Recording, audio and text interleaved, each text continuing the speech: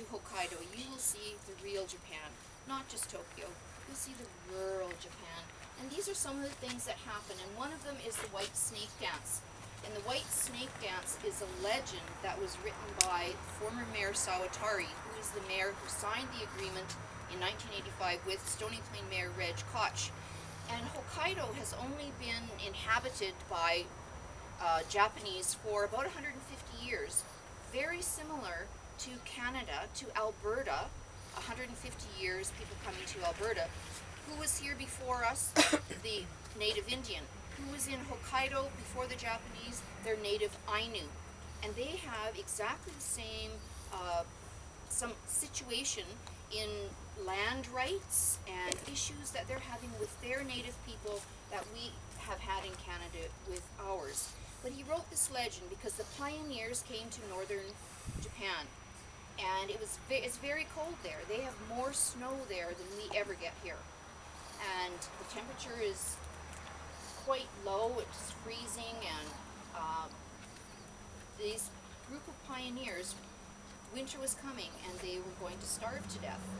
And they didn't know what to do. They were having these meetings and they were desperate and they were praying. And at night, a princess appeared in a dream and said, tomorrow, a white snake, you will see a white snake. Follow the white snake, and this snake will show you food. And so that's what happened. They followed the white snake to this place called Lake Shikarabits, which is by the mountains. I think the mountains are in here somewhere.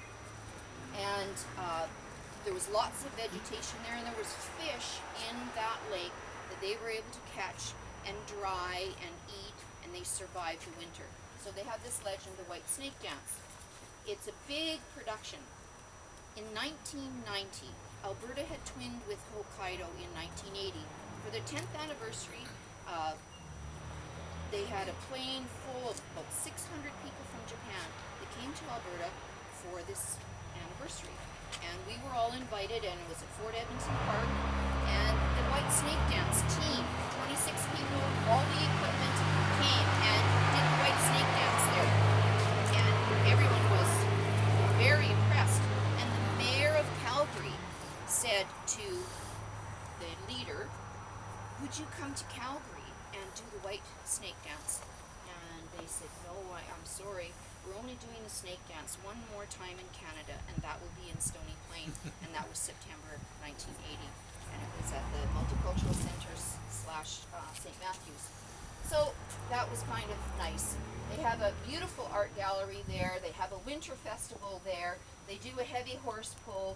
And of course the traditional cherry blossoms. So anyway, Shikowie and Stony Plain are coming on to their 30th anniversary, and the town manager, Tom, is very interested and is so nice when council and staff and everyone asks questions, because it's one of my favorite things to do. Well, how did I get involved? When the first people from Shikowie came in 1984, there was a department for the provincial government on hospitality, and Laverna Salome's job, and I wish I could have got a job like that, was to try and find towns that would twin with towns in Japan. So I've been to Japan 19 times. She's been to Japan 50 times. So I would have liked her job. And she was the one that got Stony Plain and Shikowie together.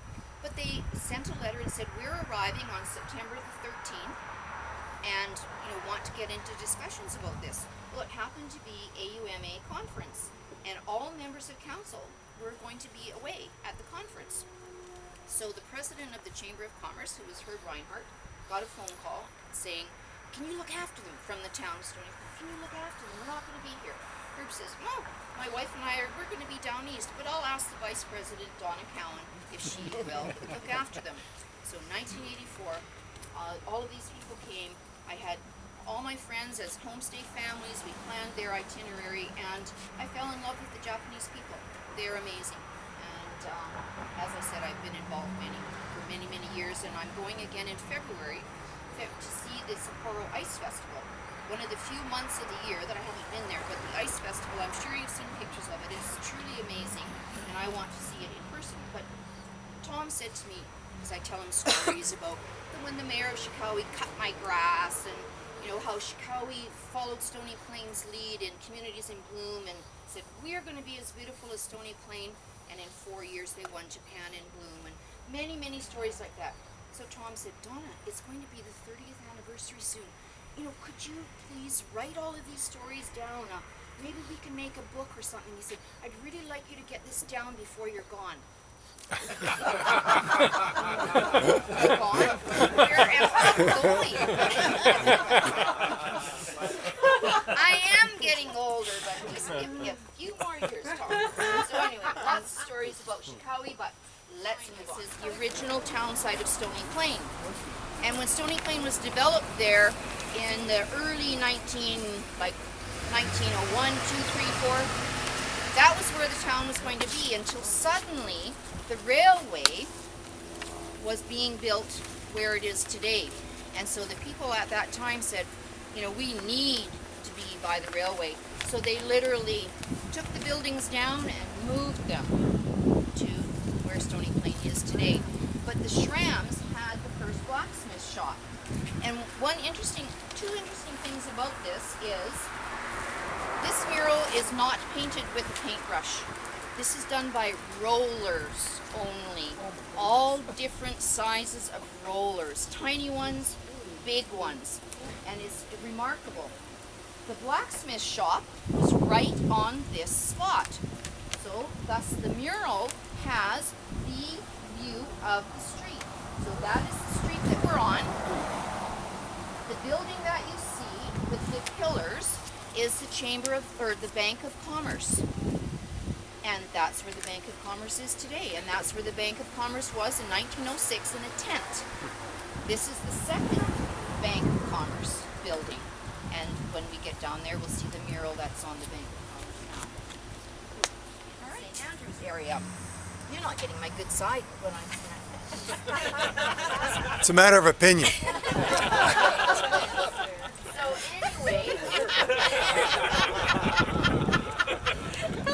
anyway, there are all kinds of things went on at the drugstore, as you can see. You know, they were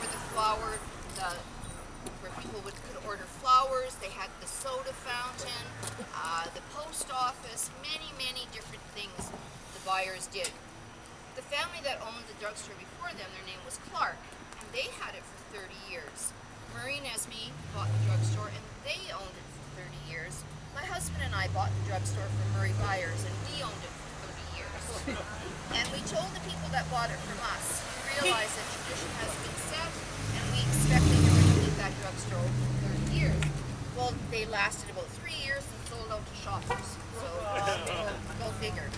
But when we did buy the drugstore, we tried to keep up a lot of the traditions that Murray and Esme had started, and one was the Easter Bunny giveaway. And so the kids could come in and they could fill out, you know, the piece of paper for the draw for the Easter Bunny. And so the day before Good Friday, pick a winner, phone them up, you know, come and get the rabbit. And so my husband did that, and the little girl answered the phone, and she was so excited. And she said, Mommy, I won the Easter Bunny at the drugstore. And Mother's busy, and she says, oh yeah, well, go ahead, go and get it. And so she came down, and she took the rabbit home, and the mother freaked out. She thought it was a chocolate rabbit. And that was the last year that we had to because she was not happy with us. So that was one tradition that didn't last too long. So anyway, this is Barb Enders. So Barbara Byers, Barb Enders, married her school teacher, Bob. And even though Bob wasn't around during this time, Bob has been put in the mural here. That's Bob. So we'll go across time, you know, to talk to the people. And so the family of descendants of Israel Umbach, which is the Gables, Jim Gable was the volunteer fire chief in Stony Plain for 25 years. That was his grandfather. But his mom was still alive when this mural was being done, and she said, whatever kind of pipe the artist had given, she said, oh, no, my father can't use a pipe like that. This guy wants to move. Oh, he's not in there, he's just starting. Okay, he can't. I see.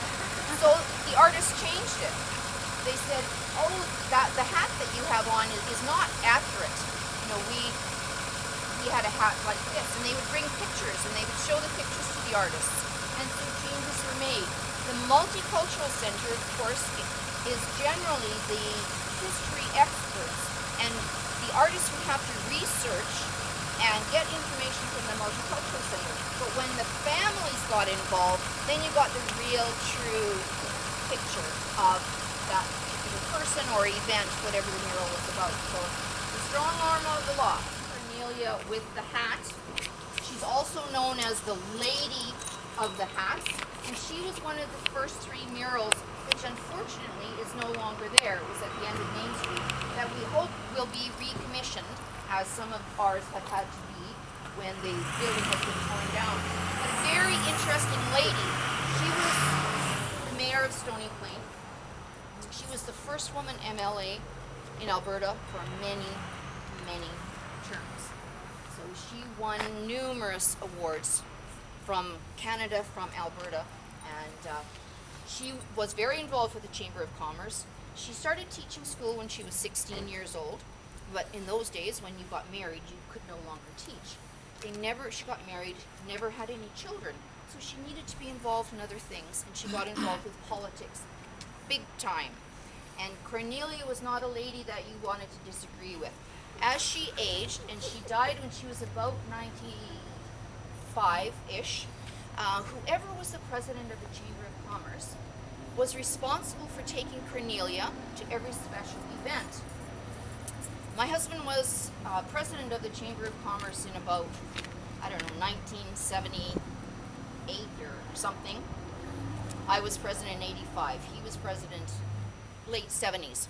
So one day we were going to the Spruce Grove Chamber annual banquet, and it was like January or February, and we had a little Volvo, and we got sucked off the road into the median on the highway between Spruce Grove and Stony Plain, and we've got Cornelia in the back seat, and she was the first one to say, "Oh, Doug, I'll get out and go for help." And she's like 85 years old or something like that. So her home has been torn down. It's where the Pioneer Manor is built right now. But I can remember going to her house, a big old 2-story house, and you'd go in the back door, and literally there was just a path between newspapers and magazines to get from the back door to the kitchen table, where she would inevitably be sitting and reading the newspaper or magazines. I mean, it was an unbelievable fire hazard, but very, very interesting lady.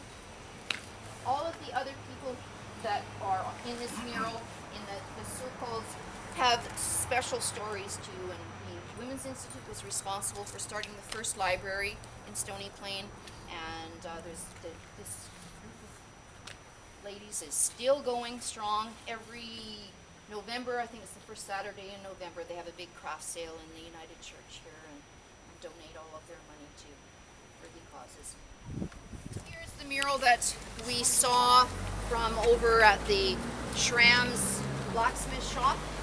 And as I mentioned, 1906, CIBC was in a tent located in this spot.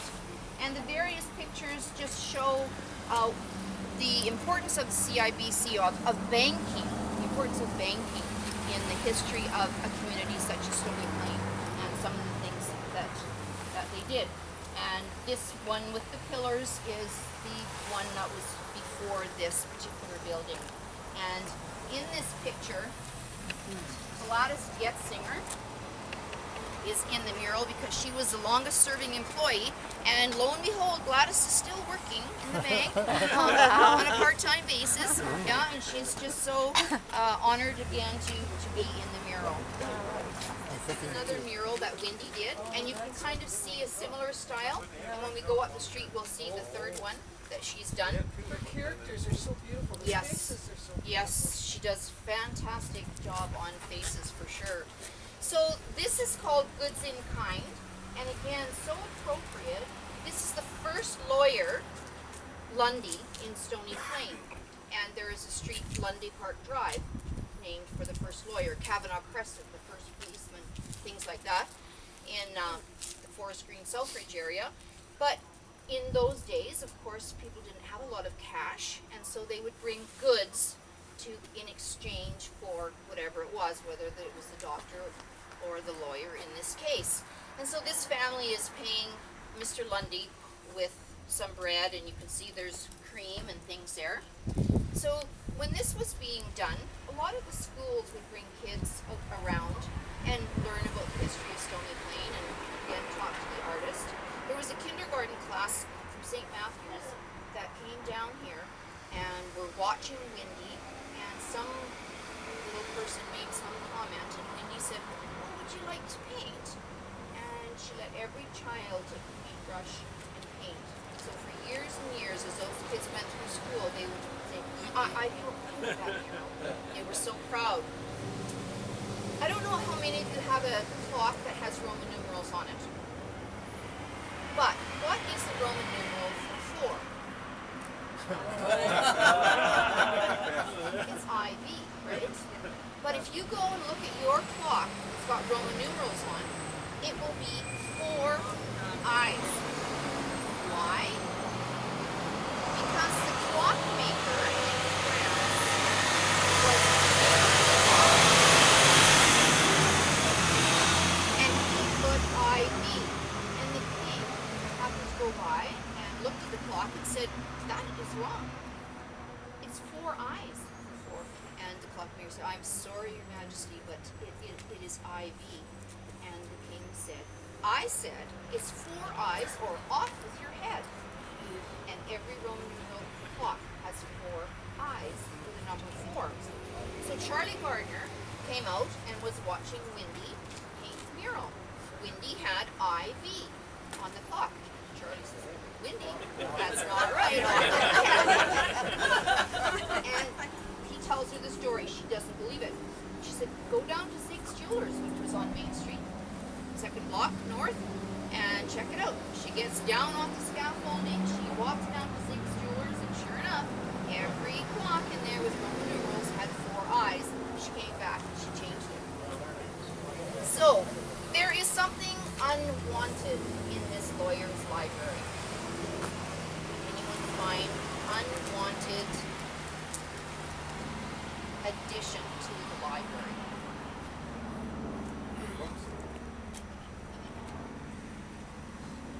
I'll look at the title. Can't see the title.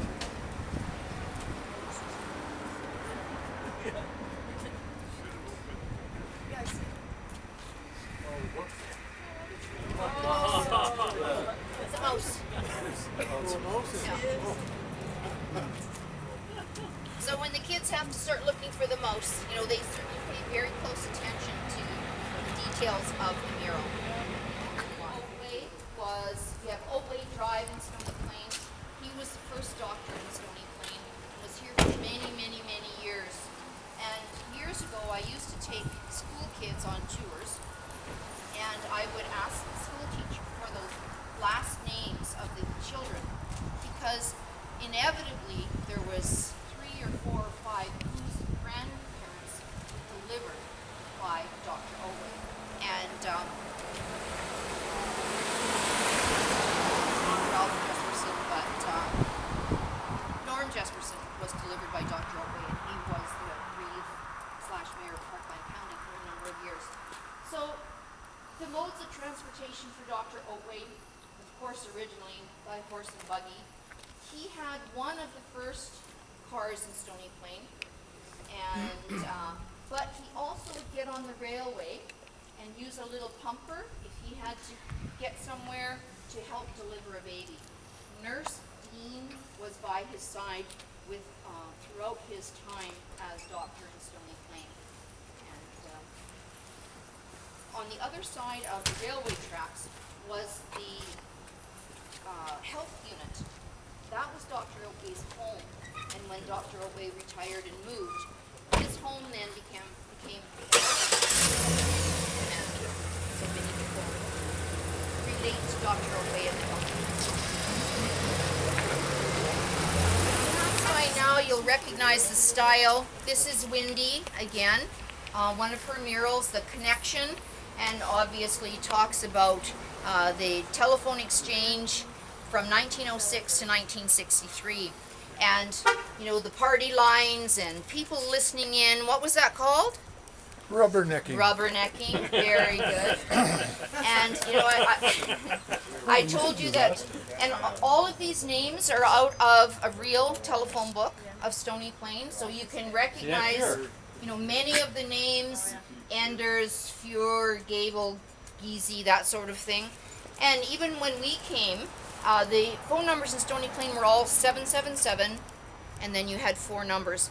We never had to do 777. No. We only did the last 4 numbers. And we thought, oh, you know, isn't this terrible? Now we have to dial 7 numbers? Well, now we have to dial 10 numbers. So the years go by and things change. But again, real people from Stony Plain's past, and lots of fun on the telephone connection. And this time she put a bat in there. And this time she put a bat in there? Yes, that's right. Yeah. Many reasons. The general store was one of the original buildings from the town site of Stony Plain and was brought in. And that is the building.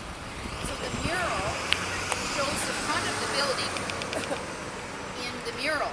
The 3 little boys on the step are the Miller triplets. The Miller triplets never married. They were bachelors all their lives. Their spinster sister Anne looked after them. And one of those brothers was our janitor at the drugstore. And so they were, you couldn't tell them apart. So I'd be in the drugstore and he'd be there and, you know, we'd have a little chat. And then half an hour later I'm walking down Main Street and I see him or a brother. I don't know. So what do you say? Do you pretend that it is him and, oh, nice to see you again, or you're all finished work, and you pretend, oh no, it's not him, I better just say hi? Totally confusing. There was no dog in this mural originally, but again, people come down and said, you know, on Main Street there was always dogs around. So the artist put the dog in. When the mural was being done, there are apartments on the 2nd floor. People living there would hang out the window and talk to the artist in the evening when he was painting and, you know, offer him snacks and drinks and things like that. Because the artist, this being a south wall, was very, very hot. Of course, most of the murals were done during the summer. So this artist did a lot of his painting at night. And again, with people coming down. So just examples of what you might see on a counter in a general store. And the general store was also where you got your mail. So Johnny Miller got one of the first cars because they used to have to go to Edmonton by horse and buggy to pick up the mail and bring it back, which was like a 2-day process. A day to get there and a day to get back. So when he got a car and could get the mail in one day, the whole town celebrated, and that's Johnny Miller. Started the mural program. Of course, businesses were very enthusiastic and very helpful. Potter's Guild got really excited about being able to take part in this program. And so they took it amongst themselves to do these murals. And this was the first one that they did, Mosaic of the Past. And so each square is done by a different member of the Potter's Guild. And they fired them there and put it all together, showing, you know, what's inside a pioneer house. And the ages ranged from 8 years of age to 80 years of age. That took part. And again, you know, that huge wide range. The kids could say, I was part of this mural. The grandma and grandpa could say, I was part of the history of Stony Plain. Put this mural up. So then they moved on a few years later to the farming, harnessing our past. And these are amazing. You know, with the eyes of the horses and what takes place on the farm, going from using the horse and the other equipment to a tractor. And for our 100th anniversary, Potters Guild did Stony claimed the first 100 years. And so that was in 2008. And the Royal Hotel was on the corner of Main Street. The new town office, the original train station, the native component in our history, and of course going from that era to the era of the airplane and what has happened in 100 years.